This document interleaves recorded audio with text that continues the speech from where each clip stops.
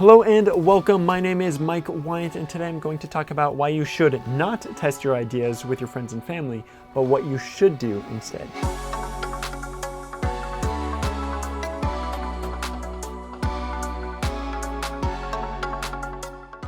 But real quick, before I jump into this video, make sure to give it a like, and then you can leave, you've done your job, so get out of here. Just kidding, don't leave.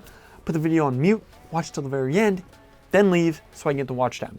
So I'm going to split this video up into two sections, talking about why you should not, definitely not test stuff with your friends and family, but what you should do instead. And then the should do instead will have two little sections, but I don't know if I'll throw that in there, but I might. So if you're like me, you probably have a list of horrible ideas on your phone that you can just scroll through and be like, that's bad, that's bad, that's bad, that's bad, that's bad. What am I thinking? But every once in a while you get a good halfway decent idea that you're thinking, I might just try and test that out. And when you do, you need to make sure to test with the right people, because if you don't, you could lose all of your money and your house and your dog, and your wife will leave you, or your husband.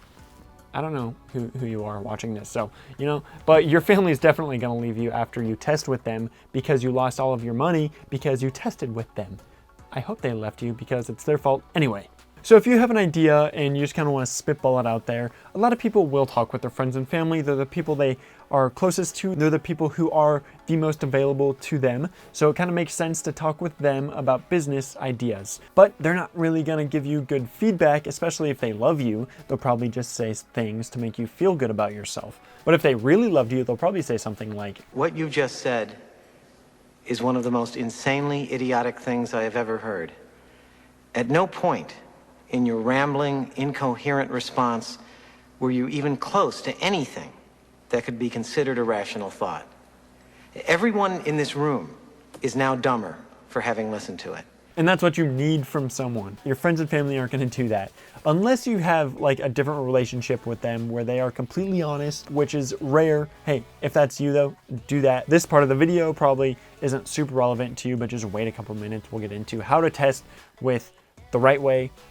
Talk about how to test the right way, and then you can just listen to that, so skip this part. And besides the fact that you need someone to be brutally honest with you, someone who can look at you square in the eye while you're crying and really putting your heart and your brain out there with all these ideas and tell you how bad they are, the person you're asking, aka friends and family, they might not even be your target audience. You need to test your ideas on people who are relevant to that idea. So if you have an idea about sunglasses for 21-year-old guys, you're not going to ask your grandma who's 76 years old about these sunglasses. You're not going to say, hey, what do you think about this design? I'm trying to sell them to a 21-year-old dude. They're going to probably not give you the best advice or a good answer at all. Or, if they're a fashion mogul, maybe they'll give you great advice. But your grandma probably isn't a fashion mogul, so she's going to give you bad advice about sunglasses for dudes. Okay, so what should you do instead, all right? You've got your friends and family, they all like you, whatever, for some reason, and they're gonna lie to you. So, besides, oh man, I really hope your friends and family don't hate you. If they do, just give this video a thumbs up and leave it in the comments. Hey dude, I like the video, but it really brought out some emotions, so I had to pause it every once in a while to wipe away my tears so I could see the actual video. What am I talking about? Talking about testing, how you should test stuff. Okay, got it. Check.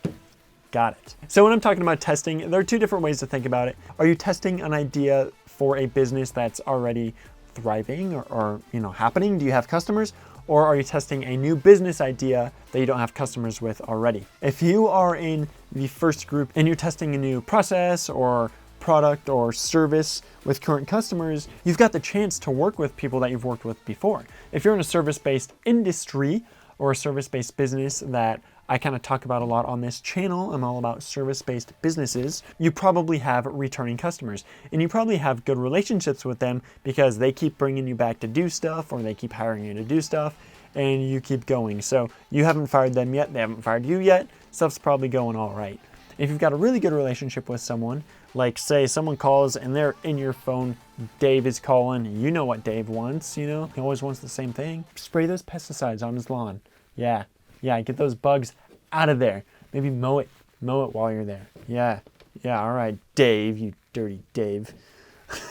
What am I talking about? The point is, Dave. You probably know Dave well enough to ask Dave to maybe test something on him. So if you keep going over to Dave's house, he knows the drill, he knows what's gonna happen. You can say, hey, Dave, I'm trying this new process out. I've got this new thing. I'd really love to maybe test it when I'm over there, and you can let me know how it went, or I can give you a discount, so I can test this. But just give me some feedback. Will you be okay with that? And I'm sure Dave, will love that. So you go over there and you can test with him or with some other customer. It doesn't have to be Dave. It could be Linda. Linda might be great too to do this test on. You've got a customer that you've got a good relationship. You should use that relationship. Don't take advantage of anyone. You don't want to do that. But you can definitely leverage relationships to kind of test new ideas and to really help improve your business. There's nothing wrong with that. Don't feel bad about that. And if it does work, Dave gets it for free or he even gets a discount because you wanted to test this, and hey, look at that, he got something at a discount that's even better than if you would have paid for full price for this other thing. But if you don't have a relationship with Dave or Linda, you can still test stuff on your customers. Say you don't have too many repeating customers coming back, but you can look at the customers in your future and you can see two people who are pretty similar maybe, because we're going back to middle school science here, all right? You need to really minimize those variables so you're not getting crazy reactions from people. And this might be hard because obviously they're people and people are different, so who knows? But if you've got one 50-year-old guy and a 51-year-old guy, they both live in the same type of house, they have the same type of lawn that you're about to mow, and do your variable group and then change something in whatever you're going to do with this guy. And that's a good way to kind of test and see what they think. And you can ask the same questions to both. And it's going to be difficult when you're doing it like this because unless they know, you're testing something and it's kind of weird to be like, hey, you've never used my service before. Do you mind if I test this on you? You can try that and it might work if they're a nice person. It might come off as weird a little bit. So you don't necessarily have to tell them that you're testing the idea, but it's up to you. But to get the information, you definitely need to talk to them when you're finished with the service or when you're at, in my case, picking up the boxes. I always talk to the customers. I actually made a video on how to get really good reviews, and a big part of that is having a conversation at the very end of everything to make sure everything went smooth and well. Yeah. During that part of my kind of service, I'd ask them the questions I need to ask to get the most information out of them about this thing that I changed. But again, just try and make sure to get two people that are pretty similar, because if you have two radically different people, one person might care, one person might not care. It probably wouldn't matter too much because they're both in your really target audience, because they're obviously getting a service done from you. So they are going to be your target audience. Having them similar or as similar as possible, it'll just help with stuff. And then, test more than once when you're doing any test at all. You don't just want to stick to two people and be like, yep, it worked, let's go. Keep testing it. And then, all right, it worked with one guy, or I'll try two people now. Okay, it worked again. How about 3 people, 4 people? And then eventually you're like, hey, it's working for everybody. 10 out of 10 people are loving this. 9 out of 10 people are loving this. And we figured out what happened with that number 1 person who didn't like it, and we changed it and we fixed it.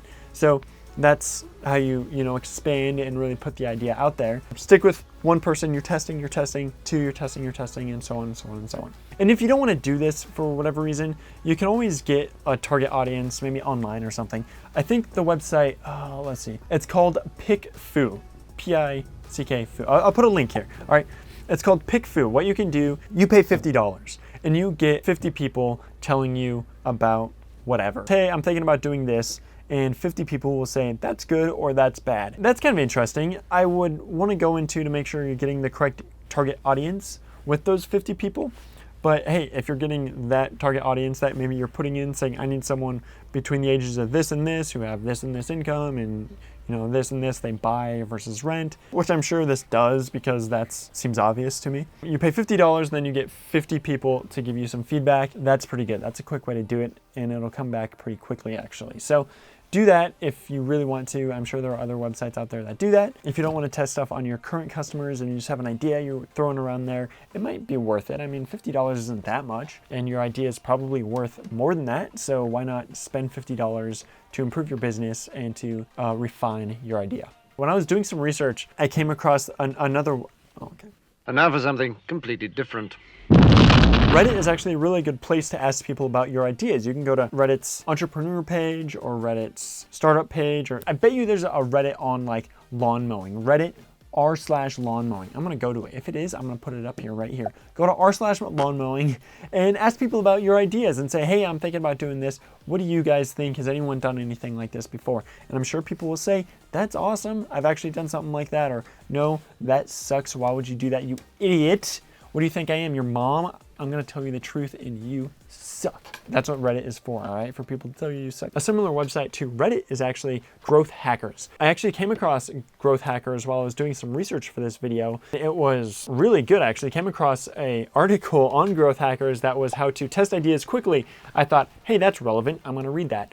But that was all about testing things like rapid testing. I'll put a link down below. I put all my links that I talk about down below. So it was about rapid testing ideas. I think it was more based on marketing, to be honest. The TLDR of that article was the more you test, the quicker you'll grow. And it even had a nice little graph. And it said, this is when we started to test our ideas quickly, and now we're over here. So, you know, that graph is obviously true. No, it was actually a graph of how many people were using their service. So it was a good graph. It wasn't just like a straight line of stonks or anything. But like Reddit and Growth Hacker, basically you're just asking peers and maybe people who are in your industry about your idea, which that's great. Another thing you can do if you're really trying to dive into something is to contact professionals. This is going to be a little bit harder. So an example that I can share when I started Simply Boxed is I went around and I contacted a lot of businesses in other cities who were doing it. There was this really big business that was doing it in a city somewhere else. I don't want to like give it away or anything. So anyway, there was a pretty big guy and I contacted him and he was like completely open to share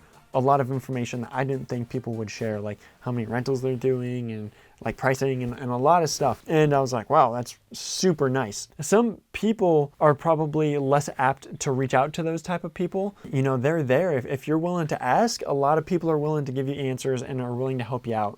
People who are at the top, like I say, it's lonely at the top. So when people are reaching up for them, I'm sure they're really willing to go down there and help you get up here so they have someone to talk to. What's that study that they did at, I don't know who it is, obviously links down below. I'll find it. But it was like write anyone, someone super famous or professional, and see if you can get something back. So it started out with like a handwritten letter to a CEO somewhere and just asking about something, and the dude wrote him back. It's like that. No one ever expects to be contacted if you're that high of a position. And maybe now people are doing it more and more, but if you do it the right way and you're respectful and you actually have plans to move forward with the information they'll give you, they are probably going to be way more likely to contact you and help you out and help you grow, versus if you just said like, hey, I want to know this because I want to know it. Like, give a reason, be respectful, and they might hit you up. You might be surprised. All right, so I'm just gonna wrap this video up. I dove into kind of why you should never talk to your friends and family ever, and then what you should do instead, and that's talk to people on the internet and tell them all of your brain ideas. So that's how you need to grow business and be famous. I don't know what that was. Anyway, if you did enjoy this video and you found some of this stuff to be valuable, definitely leave a like and a comment down below saying, Mike, you're awesome and the bestest, and I'll make sure to like that comment. It will help me grow the channel, and like I said before, I did just start this channel, so if you're seeing this, you're probably going to be an OG if you subscribe, so make sure to do that. And then in the future, you can say, hey, I was one of the first 100 people to subscribe to Mike Wyant. Oh my gosh, he's got 101 subscribers now. What? That'll be in like a year from now. 101. That's what I'm saying. All right, I need to get out of here because I don't know what I'm talking about anymore. And I just realized that this jacket is really scratchy, and I hope that didn't make too much noise during the video. So, see you guys later. Jacket. I hope it's not too scratchy for the video.